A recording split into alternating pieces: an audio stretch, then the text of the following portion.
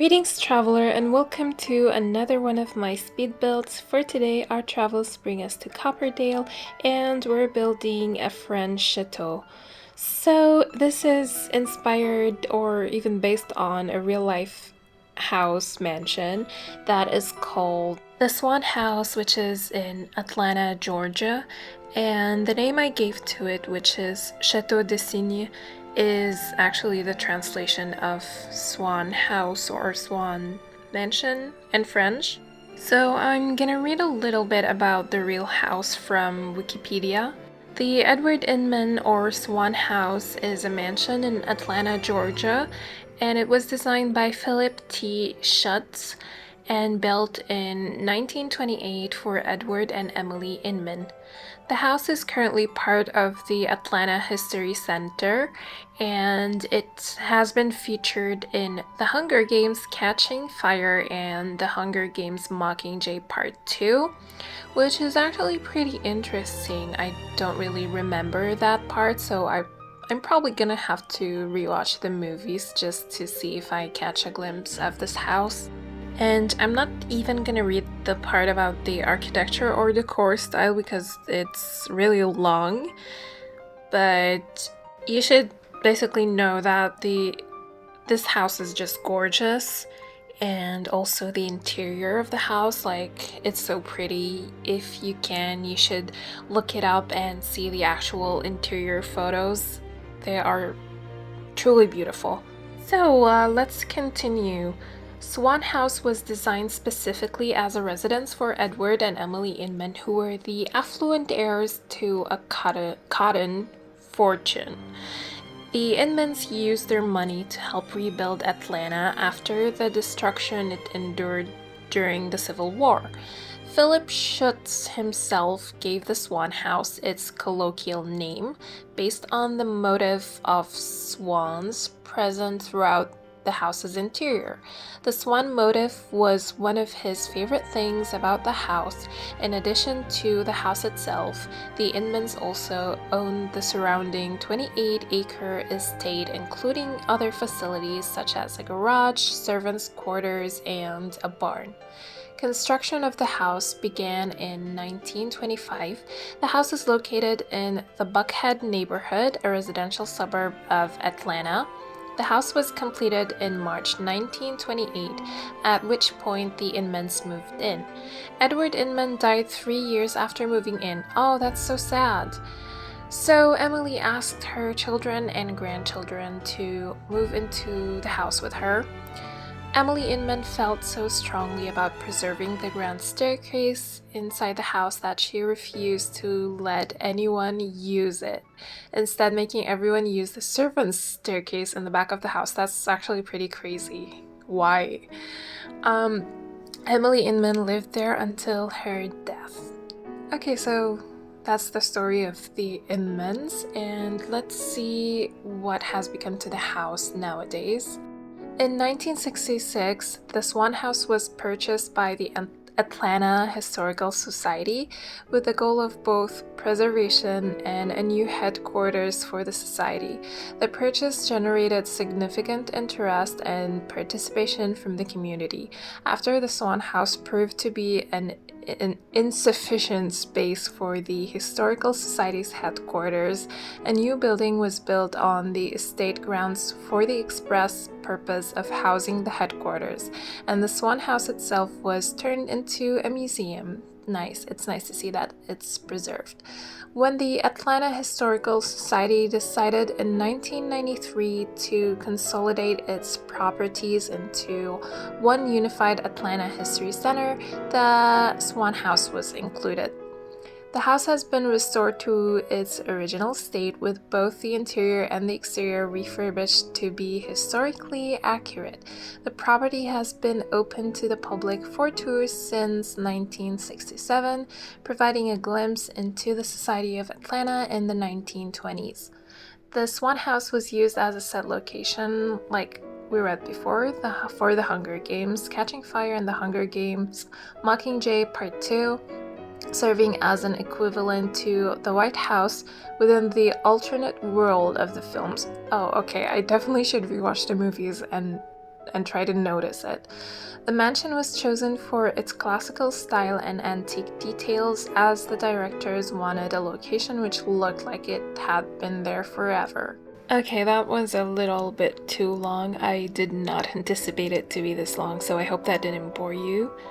But yeah, basically I found the photo of this house on Pinterest, and this cascading fountain just really caught my eye, and I really wanted to build it in The Sims. Even if I didn't like copy the mansion itself, I just wanted this fountain part. But I did end up also building, like, not a replica, but something very similar to the real mansion. And this was the first thing I've built with the Chateau set from Felixandre. I did use it before in my last build, but this is when I chose to use the whole set, like with the exterior also.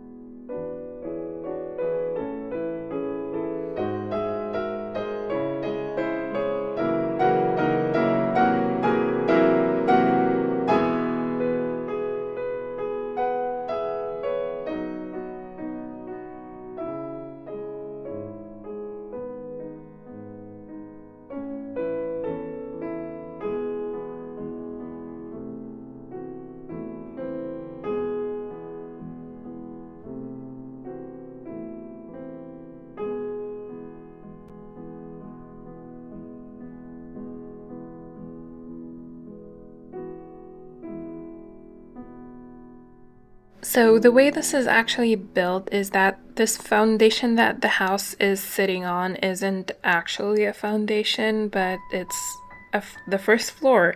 So I actually used like a room to create the base for the house to sit on. And the reason for that is that in order to have this cascading fountain thing, I had to use platforms, and if I had used a foundation instead of this first floor, then I wouldn't be able to create this like staircase situation. I hope I'm making sense, but you basically can't connect a platform to a foundation directly, so I wouldn't have been able to create that very special staircase.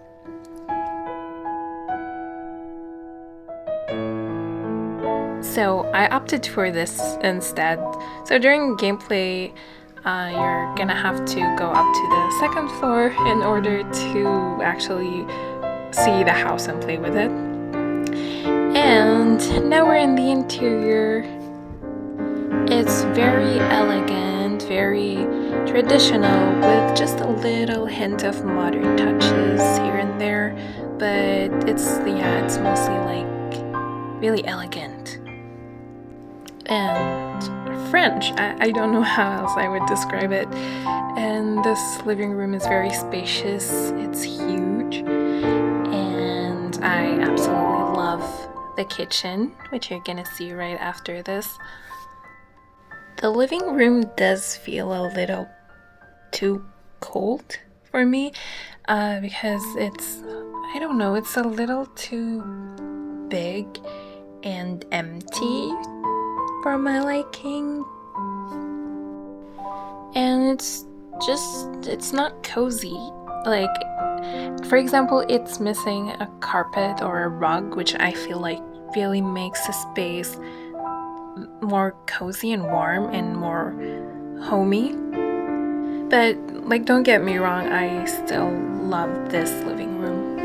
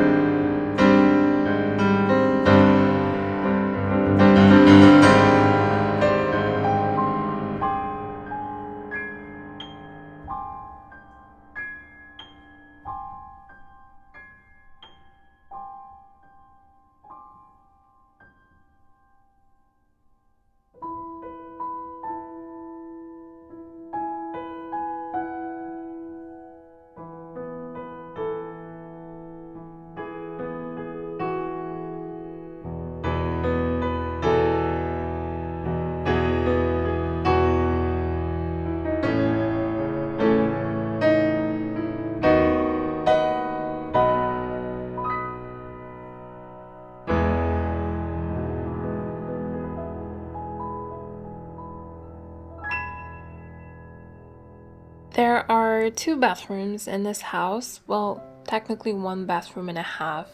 I don't know why, but in my recent builds, I've been just making like 1 bathroom or like complete bathrooms and then like half bathrooms, especially on the main floor, because I feel like it's not really necessary to have a complete bathroom on the first floor because like if your Sims are hanging out in the living room or in the first floor somewhere, or they have some Sims over and like they really have to use the bathroom, then there is one on right there on the first floor that they can access easily. But it's not really that urgent to immediately get into a shower when you get home. Like it's less urgent, if that makes any sense. So it makes sense to just have that half bathroom on the first floor and then have your full bathrooms on the other floors. And I'm saying this because I've actually been building a lot of huge, like gigantic houses recently.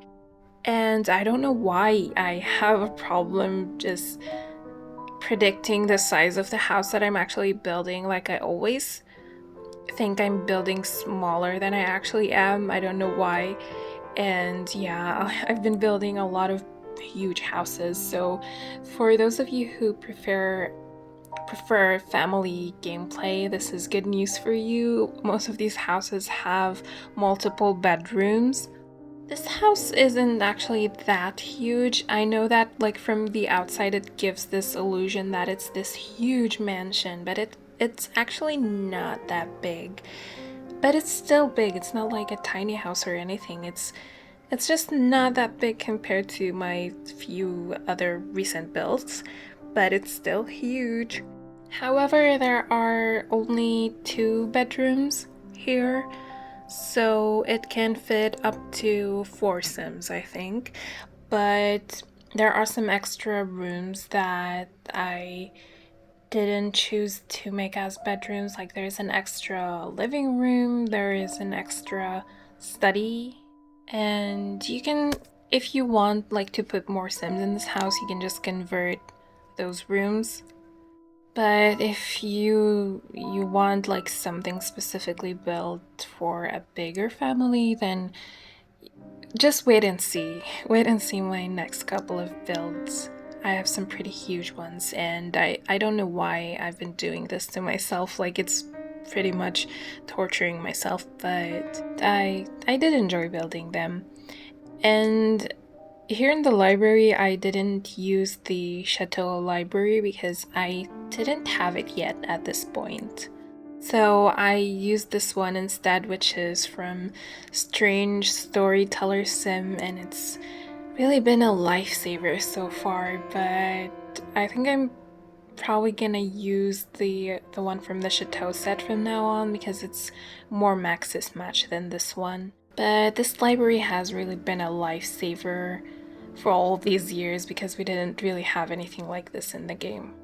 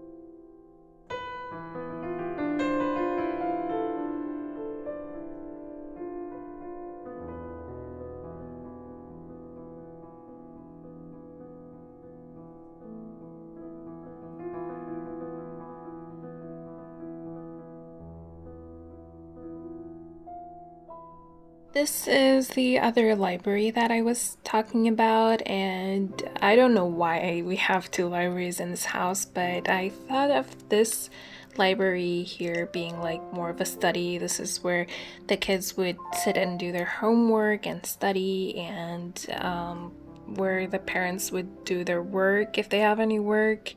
And the other library is more of a creative space where you would sit and read books for fun and paint and play the piano.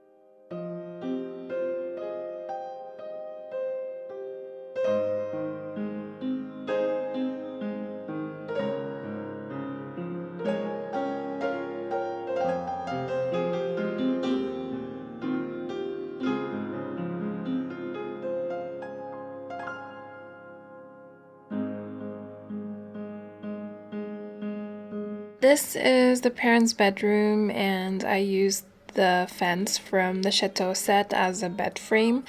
And I love this idea so much that I'm gonna also reuse it in one of my upcoming builds. And I really love this bedroom. It's very romantic and it feels like very Italian. And yeah, I just absolutely love it. So this is the final room of this build and then we're done. So thank you very much for watching. As usual, if you want to download this build, then you're gonna find it either on my gallery or on my Patreon or on CurseForge. And you'll also find the CC links either on my Patreon or CurseForge. And I would absolutely appreciate it if you supported me on Patreon. And to the people already supporting me, you guys are the best. Thank you so much. And before I forget, I recently hit 3,000 subscribers, which is absolutely crazy. So thank you so much for that. And to celebrate, I'm actually hosting a shell challenge, and there's also a cast version for those who prefer cast. So I hope you guys participate, and I'll see you in my next video. Bye!